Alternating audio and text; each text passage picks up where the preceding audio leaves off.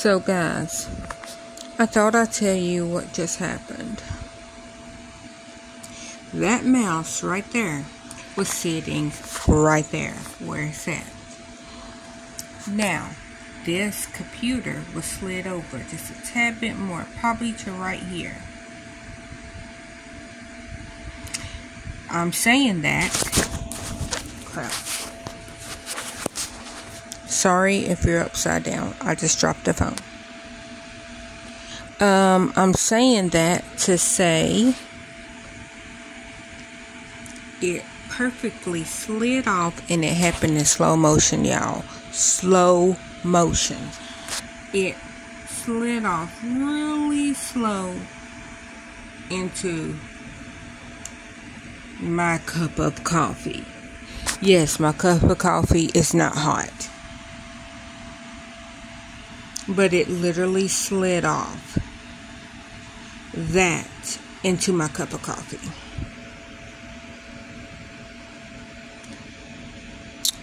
Like,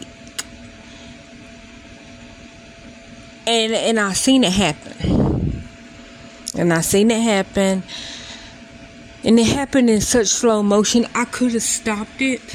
But like realistically, in my head, I was not like, oh my gosh, yep, it's going to go in your cup. That wasn't my thought.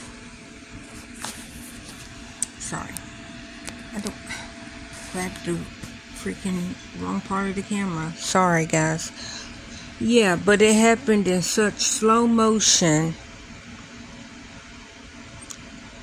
that I was like, it's no way that that's going to slide into my coffee. And see, what happened was I got up to get me a tea. See, it's ice cold. This one is frozen. That's why I got the other one. My little, I don't know if there you go. You can see my cooler over there. And, which I love that thing. Where's it at? There it is. I love that cooler. It goes down to -4, and I think the highest it goes to is 60 degrees. I don't know why you would want your cooler at 60 degrees, but okay. But yeah, so I keep it when it's empty. I bring it up to 20 degrees, and then when it's full, like right now, it has pizza. Oh, not pizza. Sorry, not pizza. It has the meatball and pepperoni. So it's four meat, 4 cheese. That's what it said. But all I know is it's meatballs and pepperoni. I don't know no other meat that's in there. But anyways, Hot Pockets, because as y'all know, Gary is thin, and we're trying to get him to gain weight. Like when me and Gary very first met, I think he was like 260 pounds. He got up to probably about 280 in our dating life. Then I got on the diet for the gastric bypass, and he got back down to like 260, maybe 250. And so like our whole relationship, he was a bigger guy, but that's because I like big guys. Like, I think fat guys is the sexiest thing on the earth. And so I'm not attracted to skinny guys. And I mean, I know Gary's thin because he had cancer, and we're trying to get him to gain weight. Like, of course, we're still together.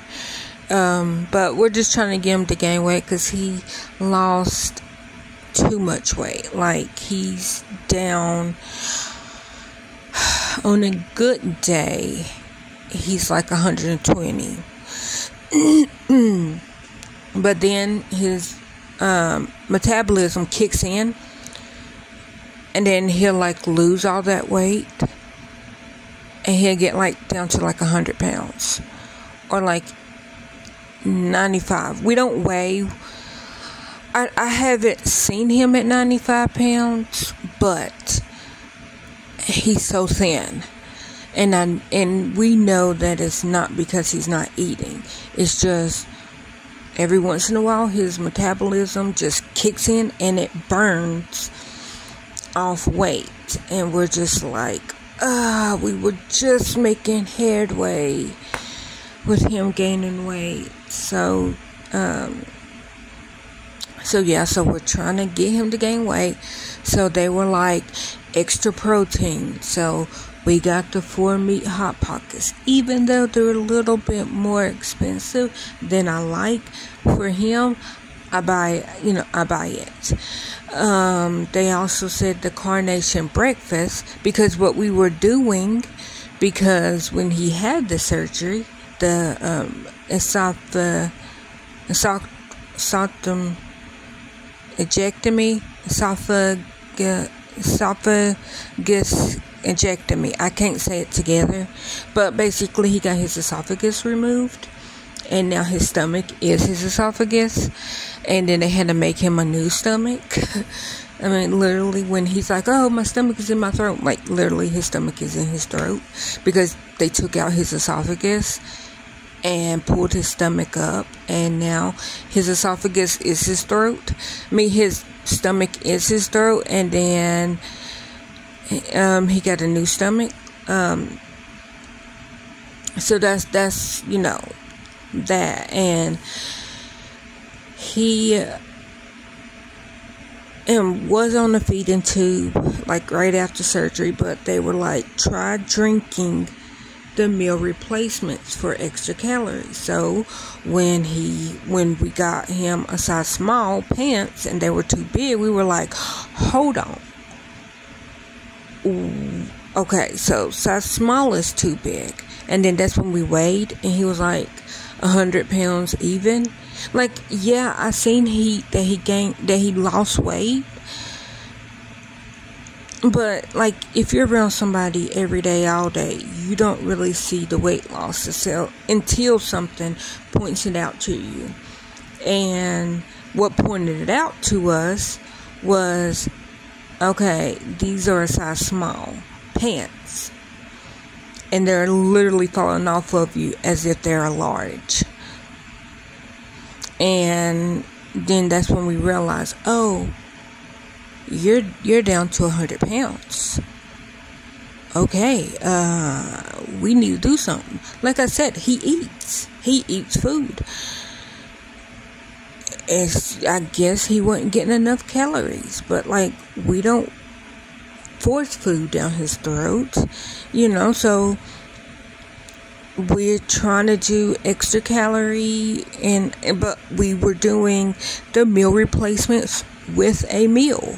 The little protein meal replacement drinks, we was doing that as his drink when he ate something. And then they were like, oh yeah, that probably is not enough calories. So drink Carnation breakfast. The Carnation, I'm going to say Carnation breakfast because I think that's what it's called. Anyways, drink that and don't drink the meal replacements. And it was like, okay, that don't make no sense, because basically they're the same thing in my opinion, because I used to drink the Carnation breakfast. I used to drink the meal replacement meals back in 2009, just so that I could have a little bit of energy to tie me over to, because I don't really eat in the morning. Like if I get up before noon, I literally would drink a cup of coffee. And no, I'm not on my Gwyneth. I'm not saying that, oh, coffee is my breakfast. It's like, I have to drink something to wake my stomach up. Because if I woke up and I had breakfast with no drink, all that food is just sitting on top of my stomach. Because my stomach's not awake. And if your stomach's not awake, it can't start digesting. That's like I'm trying to explain it to where you might understand if you're listening. That's like if you're asleep and then somebody comes and sits on your head. Okay, you're going to wake up and you're going to try to fight, but because you were not prepared before that person sit on your head, you're going to be in like fight mode. That's how my stomach is. Literally, that's how my stomach is. It's like I can put food on it, but then I'm paying the consequence because my food is like, I was not awake and you put stuff on top of me. Now I am fighting for my life to digest this because I wasn't ready. But like if I drink something that's like slowly waking my stomach up, like, okay, wake up, I'm about to start eating. And then once my stomach is awake enough, then I can eat something. And that's not how they told me to do it. When I had gastric bypass, they're like, no, you sip, you don't drink after you. And I'm like, okay, but if I eat and not wake my stomach up, then I can't eat the rest of the day because I have a stomach ache that whole day until my stomach digests the food, which is going to make me eat less, which is going to make me drink less. Like, that's just how my body works. So I have to drink something before I can eat. Hence, I drank a little bit of coffee. I just had a pizza pocket. Then I was coming to drink some tea because I love cold tea. I, gratefully enough, did not get that side effect to where I can't drink hot or cold drinks. Now, I have a friend that was also in the weight loss group with me. Her thing was she loved ice everything.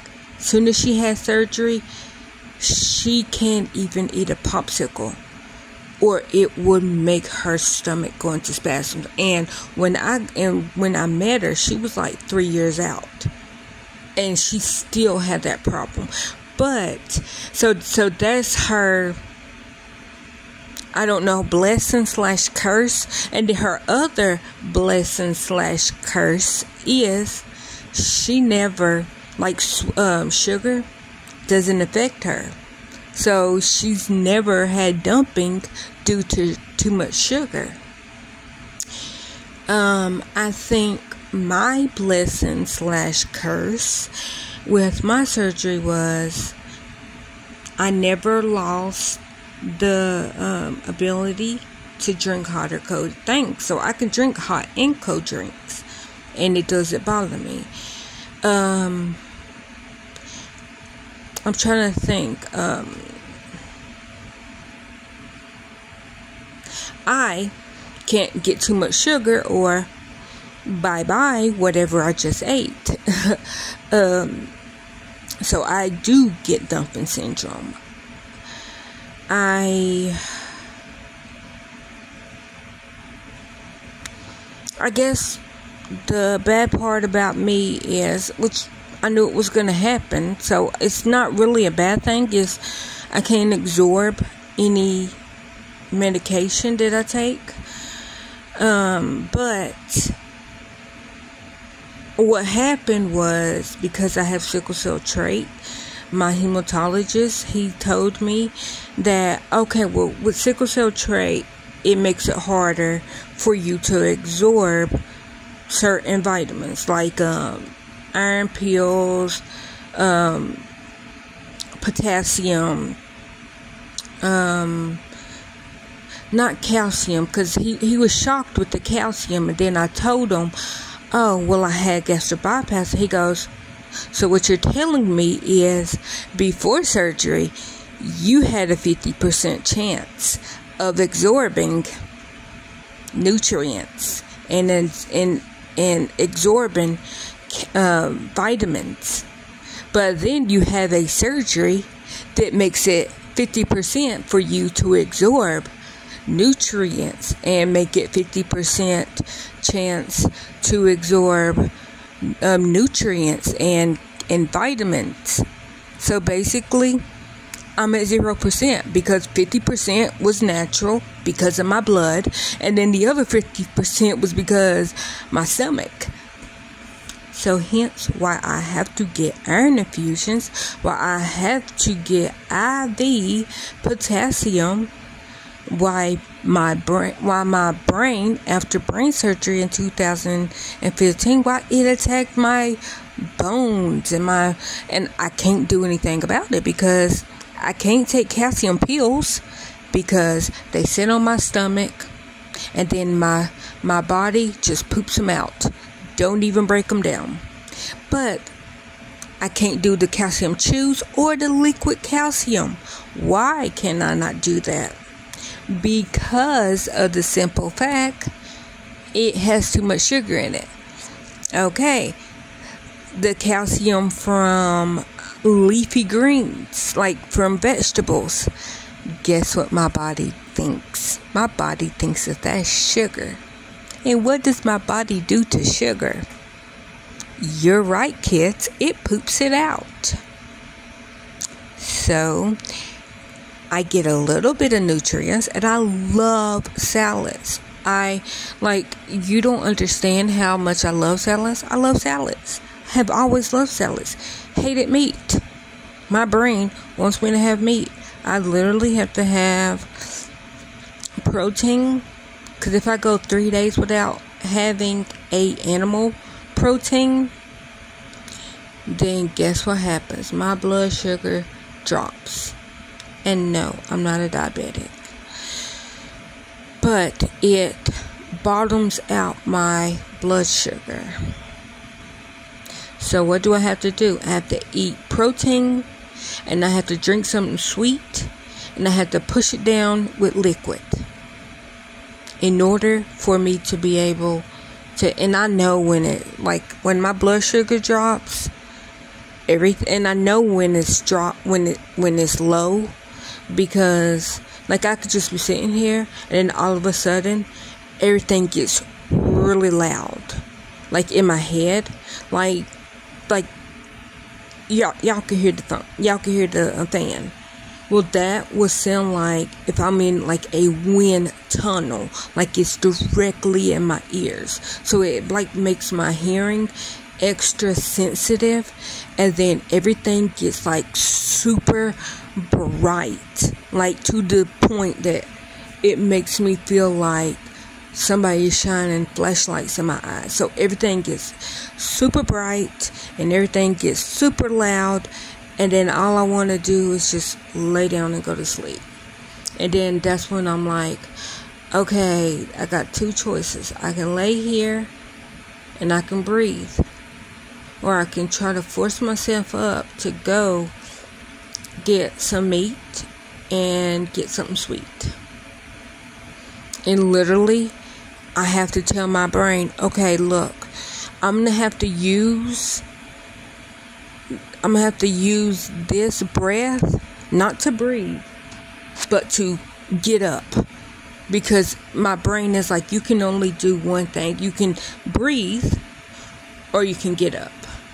So I had to literally tell my brain, okay, well, we're not going to breathe on this one, even though I'm sitting here and I have to hold my breath and I have to force myself up.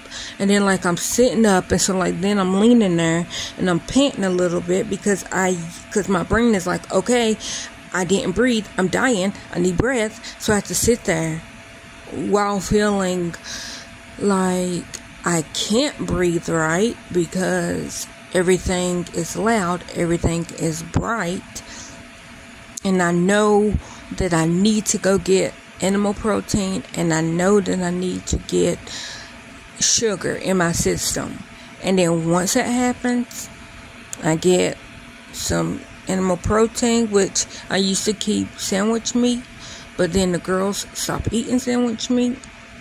They go through their little seasons. So I haven't got any sandwich meat. So right now, if my blood sugar drops, I don't have anything in my refrigerator besides an egg. And I'm not going to eat a raw egg. You know what? I'm not going to say that I won't. I'm not going to say that I won't. Because if I feel like that, I'm going to do what I have to do. And I might have to eat a raw egg. Because I'm not going to have time to fix me a microwave omelet. Because it takes 3 minutes to do that. So I'm not going to say that I would never. Because I don't know what I would do in that situation. But all I know is the texture of that might make me throw up. And then that's going to defeat the purpose. So I don't know. I haven't been in that situation in a long time, thank God. But that's because I try to eat an egg every day. I eat an egg every night. And I know you're not supposed to eat before you go to sleep. But I do. Because if I don't have, like I have to have a protein to keep my blood sugar up during the night. Because if not, I then start having sleep paralysis. And it's not really sleep paralysis. What it is while I'm asleep, my blood sugar drops. And I'm having the brightness. And I'm having the loudness while I'm asleep. And then, like I said, when I'm having that, all I want to do is sleep. So my brain is awake. And I know that I need to get up. But because I'm asleep, my brain is like, yeah, all I want to do is just sleep. So I'm having all that, feeling like I can't breathe while I'm laying down. I know that I need help. But so I have to make this decision while I'm asleep to not breathe and to force myself to wake up so that I can go get meat, and so I could go get an animal protein, and so that I can go get something sweet. That's not fun when you're asleep and then you wake up and you're like, okay, if I die, nobody's not gonna know that I'm dead, because all they're gonna think is that I'm asleep, because I can't tell nobody that I need them to help me to wake up, because I'm breathing normal. Because I asked Gary once, because he was like, oh, I didn't know that you needed me to wake you up. I'm like, yeah. I was like, I was sitting there trying to wake up. He goes, you didn't even move. He's like, you just was laying there asleep, and it wasn't until you woke up to tell me that this was going on that I even knew. So when I'm asleep, it is just like I'm normally sleeping, and not trying to, I'm fighting for my life. So there you go, everybody.